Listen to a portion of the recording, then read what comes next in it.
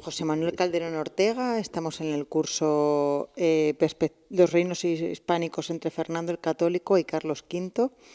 ¿Me puede hacer un pequeño resumen de la intervención suya de esta mañana, por favor? Sí, buenas tardes, en primer lugar.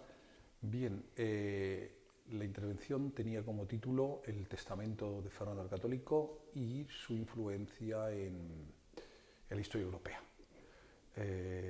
Básicamente, la intervención ha tratado sobre las circunstancias históricas que condicionan el otorgamiento de este último testamento, un día antes de su fallecimiento en Madrigalejo, el 23 de enero de 1516. Precisamente estamos conmemorando en este año el quinto centenario del fallecimiento, y la importancia de este testamento radica en el hecho de que cambia completamente lo que había sido su política hasta ese momento.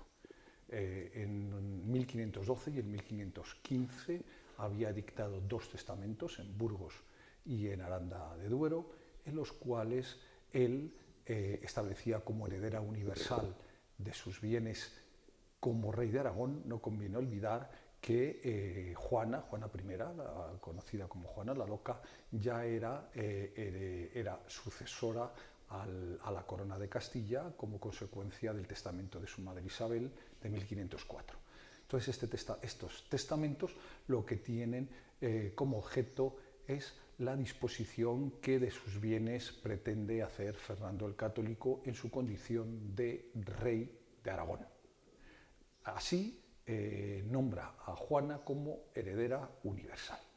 Pero es evidente, ya desde muchos años atrás, que Juana no estaba en condiciones de dedicarse a las tareas de gobierno. Fuera maníaco-depresiva, fuera loca, fuera una pobre mujer infeliz y absolutamente maltratada, fundamentalmente psicológicamente, primero por su marido y posteriormente por su propio padre, Juana no está en condiciones de gobernar, y se plantea entonces quién ha de gobernar en las coronas de Castilla y en Aragón en lugar de Juana. Resulta evidente que ha de ser su nieto Carlos, pero su nieto Carlos vive en los Países Bajos, vive en Flandes, está absolutamente condicionado por sus consejeros flamencos, quienes le han imbuido en una especie de espíritu revanchista, en una especie, incluso antes de acuñarse prácticamente, una especie de leyenda negra. Hay que tener en cuenta que muchos de sus consejeros 10 años antes habían estado en España con Felipe el Hermoso, y bien, estas gentes, la consecuencia fundamental es que futuro Carlos V, nada sabe de España, no conoce sus costumbres, no conoce ni tan siquiera su idioma. Esto no escapa a la sagacidad política de Fernando, y en la decisión de nombrar como gobernador a su nieto Fernando, al hermano pequeño de Carlos, se da, en su caso, es la antítesis absoluta. Fernando ha nacido 3 años después que su hermano, ha nacido en Alcalá de Henares, es por tanto castellano, su lengua materna es el castellano, ha sido además educado personalmente por su abuelo, que deposita en él grandes esperanzas, pero en un momento determinado, cuando ya se acerca la hora de la muerte, y a pesar de los pesares, Fernando el Católico es consciente de que quien tiene que gobernar en España es Carlos. El principio de primogenitura, las leyes sucesorias castellanas son absolutamente taxativas, y ni tan siquiera el rey va a atreverse a contravenirlas. Esa es básicamente la cuestión. Lo que va a contener el testamento de Madrigalejo es precisamente la afirmación total de esta política de Fernando el Católico. Y bien, una de las cosas más características de ese testamento es que se establece que, en tanto llegue a Castilla, Carlos, para hacerse cargo del gobierno, nombra 2 gobernadores, uno para la corona de Aragón y otro para la corona de Castilla. el gobernador de Castilla será el famoso arzobispo y cardenal Cisneros, personaje bien conocido, y la trascendencia jurídica de este testamento evidentemente es que al poner en manos el gobierno de España en Carlos V, se abre una nueva etapa, porque a partir de ese momento las coronas de Aragón y de Castilla van a representar un papel fundamental en los planes políticos y en los planes dinásticos de Carlos. El testamento de Fernando el Católico está en la Fundación Casa de Alba. ¿Cómo llega este testamento hasta allí? Los dos últimos testamentos, el de Aranda y el de Madrigalejos, que están íntimamente unidos y casi no se entiende el segundo sin el primero, están redactados por el secretario particular de Fernando el Católico y protonotario de Aragón, que se llama Miguel Velázquez Climente, que además va a ser quien va a redactar en buena medida los testamentos.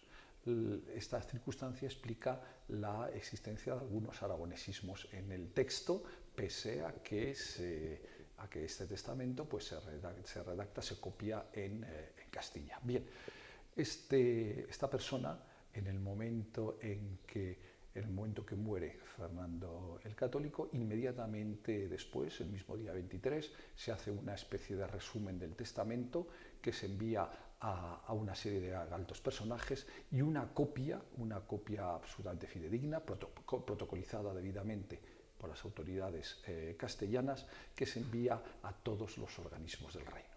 Es decir, existen ya documentos, solemnes que explican el contenido del testamento. Ha sido, por tanto, absolutamente legalizado, y lo que es el original, paradójicamente, va a permanecer en poder de este secretario. Después de él, su familia, la familia Climente, y que con el transcurso de los años es una familia aragonesa.